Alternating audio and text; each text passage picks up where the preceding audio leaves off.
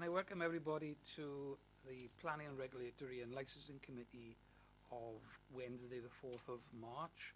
And before we start the agenda, I'll hand it over to Geraint Morgan, the solicitor, who is going to read out.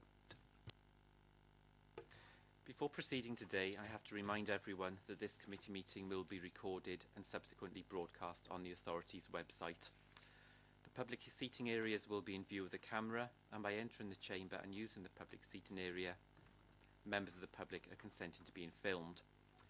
Please, committee members, please ensure that their mobile phones are switched off as they interfere with the recording. Please use your microphones at all times when you are speaking. However, during the meeting, if any committee member has any questions or comments, please indicate to the chair by a raise of hands. Please do not activate your microphone until you have been called by the chair to speak, and ensure that you turn off your microphone when you have finished. Also, could you please ensure that your microphone is used when a recommendation is moved and seconded? Thank you. If we go to the agenda, item 1, apologies for absence. Yes, Chair, we've had apologies for absence from Councillor Brian Mansbridge and Councillor Gareth Lewis. Any other apologies? If we go to the next item on the agenda, the declarations of interest, and take into account A and B on the agenda. No, there are no declarations of interest. We then go on to item 3, that's licensing. That's a change to the Hackney Carriage and Private Hire Driver and Vehicle Conditions, Application Process and Fees, and is to consider a report of the Corporate Director of Customer Services, which is on page 1 to 10. And I think Simon Jones, the Council's solicitor for licensing, is going to take us through it, and either yourself, Simon, or Paul Lewis may need to answer any question. Thank you, Chair. Members, we are back after the consultation process. You recall that back on the 7th of January 2015, a report was put to committee basically to do 3 things. First of all, it was to change the Hackney Carriage and Private Hire driver's licenses from 1-year licenses to 3-year licenses. We're also changing the application process, and we were doing that to save unnecessary admin, free up officer time, etc., and to make the process a lot easier for drivers, operators, and for staff. And the third thing we were doing, we were looking to change the fees for both Hackney Carriage and private hire drivers and vehicles. Now, to do that, we had to undergo a consultation process, but the confusing thing here is that there's 2 different processes involved for the different licenses. Section 70 of the Local Government Miscellaneous Provisions Act governs vehicle licenses, and that's a slightly more complicated process. Section 53 governs driver's licenses. I'll go on to what the processes are, but basically, when we were before you back in January, you agreed in principle for us to go out to consultation with these proposals, and we put forward 4 questions for the consultation, and you can see on page 2 who we wrote to: Chief Constable, all private hire drivers, licence holders, Hackney Carriage driver licence holders, private hire vehicle proprietors, Hackney Carriage vehicle proprietors, and the plating stations that we use. They were all contacted with these 4 questions.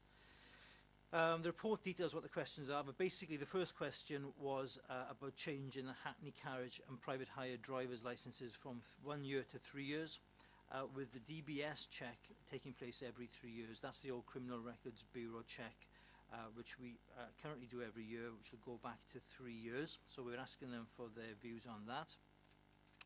Second question was that all vehicles will have a 6-month vehicle test, with the fee for the test being paid direct to the garage. Currently, we do 6 months for vehicles up to a certain age, and then I think, is it 8 years? Once they're 8 years old, it goes to every 4 months, but we're going to standardise that to 6 months for all vehicles. The third question was changing the Hackney Carriage and private hire driver's licence fees to £150 for a new licence and £130 for a renewal, And then finally, the vehicle licences was the fourth question, saying we were looking to change that to £75 for a vehicle licence. I won't take you through all the responses, but you will see from the report that the vast majority agreed with the proposals. I think we had 92%, 93%, 92% and 81% in favour, and there's a small selection of some of the comments that were made. Now, the police were also contacted, and clearly we'd have regard to what they were saying, and you can see that their letter in response is set out on page 8. We've taken into account those responses, and I think one of their concerns was the fact that by going to a 3-year DBS check, there's the chance that you could have somebody who's committed a criminal offence that may not be detected by the council, and therefore won't be brought back before the committees to determine whether or not they should still be driving, etc. But as you'll see from page 4, paragraph 2.3, taxi driver is a notifiable occupation, which means that the police must tell us if somebody's been convicted of an offence. They must tell us. Whether they do is another matter, but they must tell us. And also it's a condition of the private hire vehicle driver's licences that the driver himself must tell us if he's been convicted. So that's in response to that. They also mentioned that they consider it to be a revenue generating exercise, but you'll see that we're actually decreasing the vehicle licences as opposed to increasing them. So, as I said, the next steps now is to determine whether or not we are to continue with this. Now, as I said, the vehicle licences are governed by Section 70, and if we are minded to continue with these proposed changes, then we have to now put the vehicle licences out for further consultation by publishing a notice in the press. You will see that the process is set out in 3.1. In relation to the other changes, so that's the changes concerning the driver's licences and the application process, if you're minded to follow the recommendations, then those can be implemented basically from the 1st of April. So that's the report. There are 8 recommendations all set out there. As I said, the consultation we've done in relation to the driver's licences, changing of our application process, we can implement those from the 1st of April, and they are the first 5 recommendations, and then we deal with the vehicle licences there. You see a 7.6, it says Hackney Carriage Proprietors Fee. It's an odd wording. That means the Hackney Carriage vehicle. There's no such licence as a Hackney Carriage vehicle licence. They call proprietors licences. But if we are minded to continue with that process, we do have to follow the statutory process, which means putting it out to the press. So those are the points I wanted to raise. Any questions? Both myself and my colleague Paul Lewis are here to field any questions. Thank you, Simon. It's all questions first, but I'd like, if I can this occasion, I'd like to ask the first question in capacity as the chairman of licensing, and that's in relation to the one point there about the notifiable occupation part of it. And in the appendix 1, which has come from the police on page 9, last paragraph states, we would encourage Merthyr Tydfil County Borough Council to ensure that proper and robust monitoring and enforcement procedures are in place to discourage and or identify those acting in an unlicensed manner and maintain regular and appropriate liaison with their policing colleagues.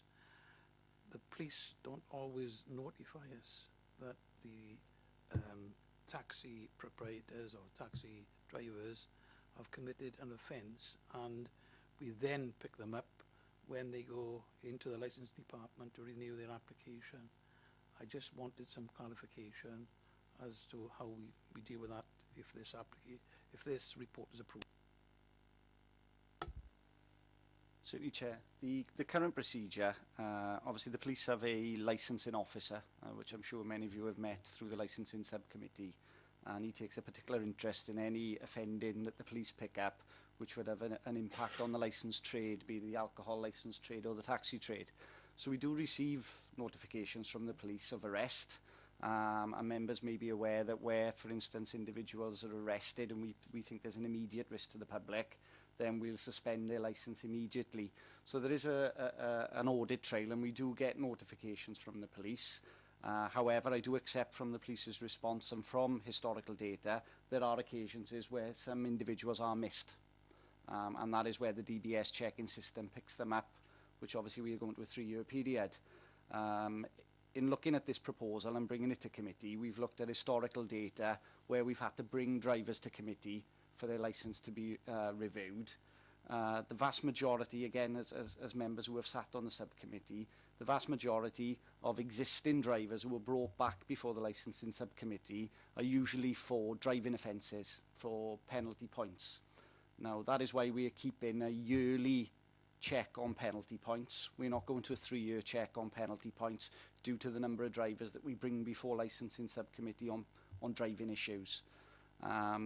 So I'm relatively happy in terms of the notifiable occupation that we do receive it. I will accept that there are exceptions that do miss, and they would be picked up on the DBS check every 3 years. But looking on historical data, the vast majority of existing drivers who we are forced to bring back before the subcommittee, the vast majority are for driving offences, which would be checked annually as they are at present. Thank you, Paul. Questions? We're on questions at the moment. Any members' questions? Question comes to Bill Smith and then comes to John. Paul, on the same question that the chair gave him, on page 3, you got a simple comment. The post for acting licence should be checked every 6 months. Question asked. So subject to a 6-monthly check requirement, 84. Can we put that as a driving licence check as well?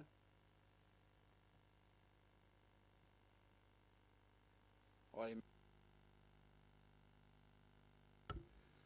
The vehicle check would be done by our plating station. So the driver would basically bring an MOT pass in every 6 months. In terms of a driving licence check, the government, you may have seen the paper copy, as they call it, of a driving licence is being disbanded. So we would have a DVLA mandate that we could go in and check if somebody has accrued points. That would be still done on an annual basis. There is a cost to it, and we would continue the annual check as opposed to a 6-month, but the 6-monthly check would be for the vehicle.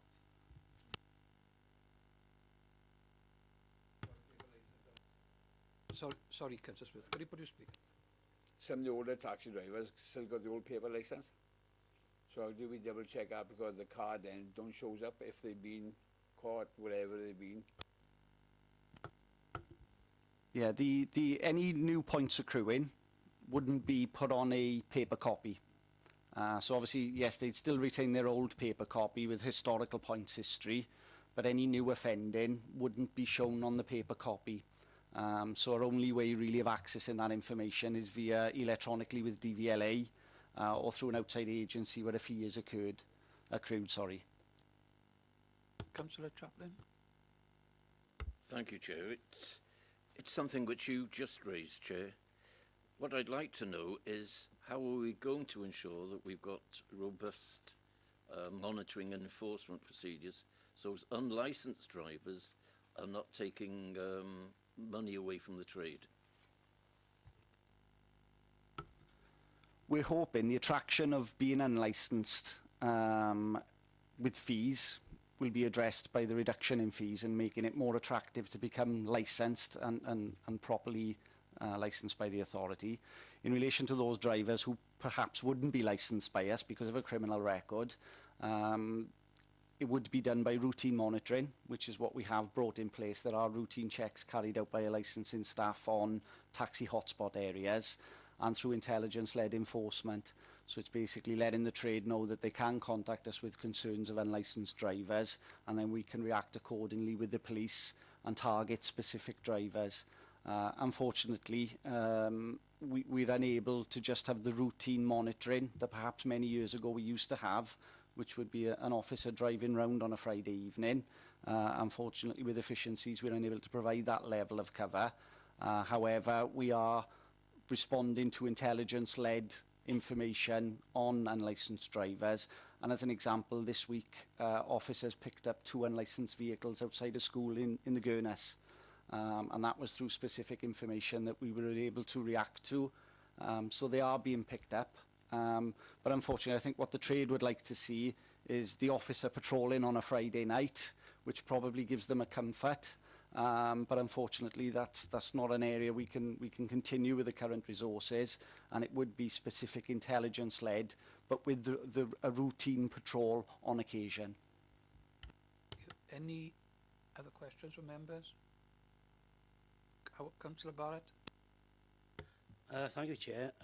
You just said the efficiency, the savings. Obviously, you've got to make everything go savings. I understand that, but this is giving money back to the licensed taxi, which we implemented about a year and a half, 18 months ago, a taxi rise.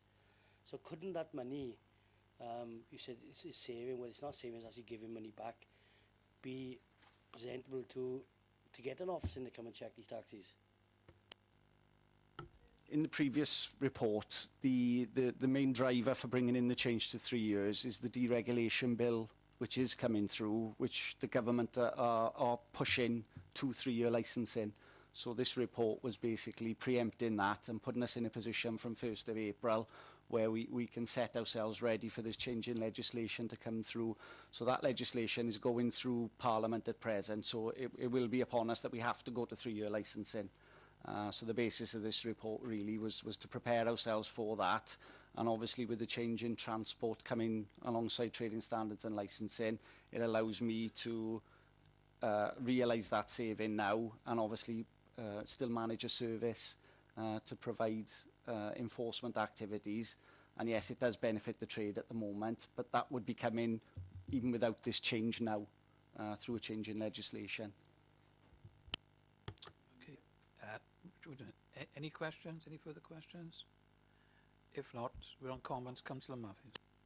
Yeah, Chair, it's obvious that taxi drivers who complete this questionnaire have read it properly. There's 80 to 90% agreement on most of the proposals put forward. At a time when, let's be honest, out there, people are criticising us, everything's going up, everything's being cut. It's such a shame that the police didn't read it properly or do the maths, because they actually make a comment. This is a revenue generating exercise. This council's actually going to be losing £26,800 a year by putting this in place. You know, and it's bad enough when everyone else has a go at us, but you think other public services who are also under pressure would at least make sure that the comments they're making are accurate. You know, and I have to say, with my other hat on, it's pleasing to see that that £26,000 can be found by other efficiencies within the department. Thank you, Councillor Matthews. Councillor Barrett. Thank you, Chair. Only comment I got to make, very disappointing. I know we said 92%, but only 29 questionnaires returned out of how many taxis we got in Merthyr, about 300, I suppose. A very disappointing return. Any other comments? Councillor Smith. I welcome this report on 2 issues. It's a 3-year period for driving licence, and people know they go in the cost. Because after taxi boys from Monday to Thursday are not on the road because they're struggling. People haven't got the money that they used to have, so they're not, as people say, rich going around. They're all struggling for trade. And that's why people are complaining about the non-taxi boys who got the licence. So that's the knock-on effect that's coming in. So this will cure 2 things, right? I say. They know they've got a 3-year period. They know if things will be naughty boys, they'll be penalised. And also safeguard these cowboys that's out there driving. And we always will have them, but it's less at the moment that's coming through the grapevine. If there are no other comments, could I ask a member to move the report and a member to second? Councillor Chaplin.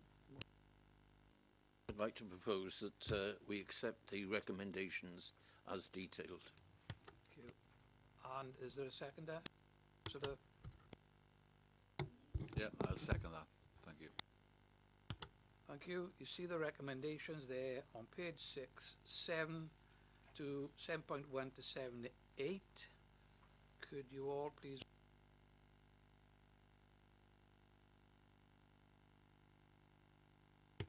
That's been carried, thank you. Now we go on to the next item on the agenda. It's item 4. That's the Merthyr Tydfil Local Development Plan 2006 to 2021. Supplementary planning guidance on nature and development, and so consider report of the Corporate Director of Customer Services, which you have there, pages 11 to 14, and Coral Ducro. I hope I pronounced your name correctly. Going to take us through the report. Thank you, Chair. Yep, this is the Nature and Development Supplementary Planning Guidance, and it'll be the 5th such guidance note that we have produced since the adoption of the LDP.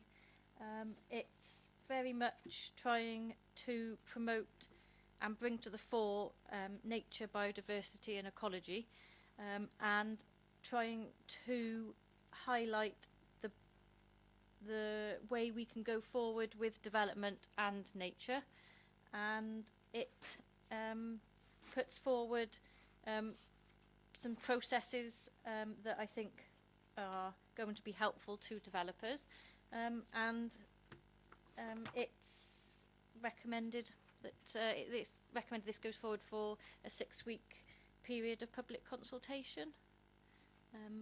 If there's any questions, I'm more than happy to take them.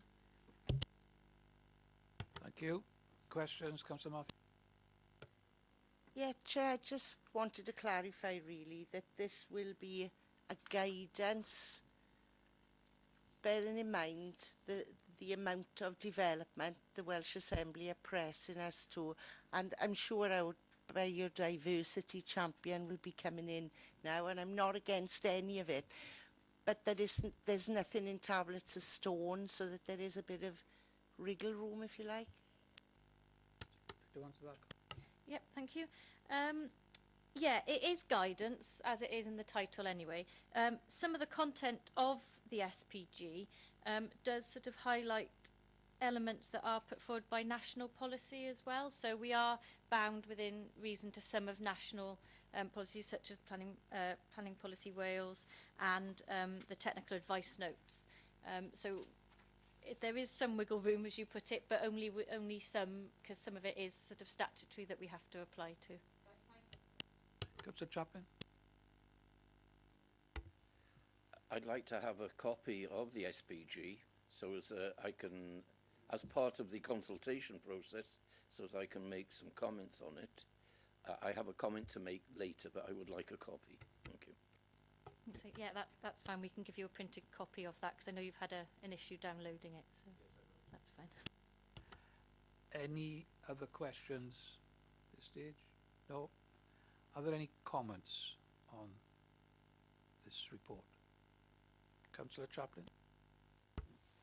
I notice in July that there's going to be a seminar in Cardiff on changes to nature planning and guidance, and I assume that there's a little bit of clairvoyance here, that you're actually anticipating some of the improvements, as I see it, in protecting what is a diminishing resource, in line with what will be in the new guidance from the Welsh. Yeah, I think it's perhaps a revision to TAN 5 you might be referring to. Yeah, I mean, this has been produced in coordination, obviously, with our ecology officer, Rolf Brown. So, yeah, to a point, some of that we've tried to take into account what may come forward, but at the same time, obviously, until that has come forward as sort of an adopted document, we are within the limits of what's out there at the moment. Should there be anything majorly sort of different, then obviously perhaps we could look at that in the future. Any other comments? No? If perhaps you then look to page 13, 4.1, the recommendation there is approve the draft supplementary planning guidance note number 5, nature and development for public consultation purposes, it'll be out for 6 weeks consultation. Can I have a member who's prepared to move? Move, Chair. Well, Councillor Chaplin's moved it, he's had his hand up. Yes, Chair, I'd like to move recommendation 4.1. Yep. Is there a seconder?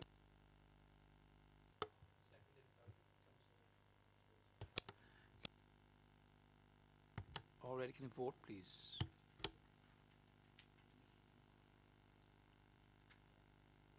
That's been carried. Thank you.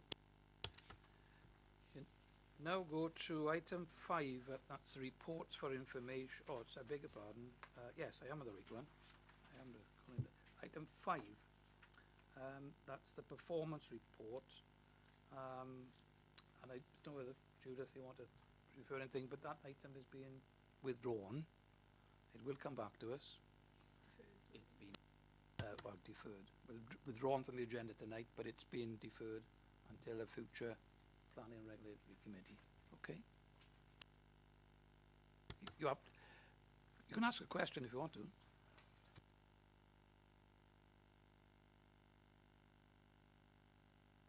Are we referring to agenda item 5? Thank you. That's why the confusion appeared on my face. Okay. We then go to item 6, which is the delegated decision report list from the 1st to 31st of January, and item 7, the peer decision to receive a report of the Corporate Director of Customer Services. Those are also there for pure information. We then go to item 8, any other business are deemed urgent by the Chair. I have none. Can I all thank you for your attendance and declare the meeting closed. Thanks.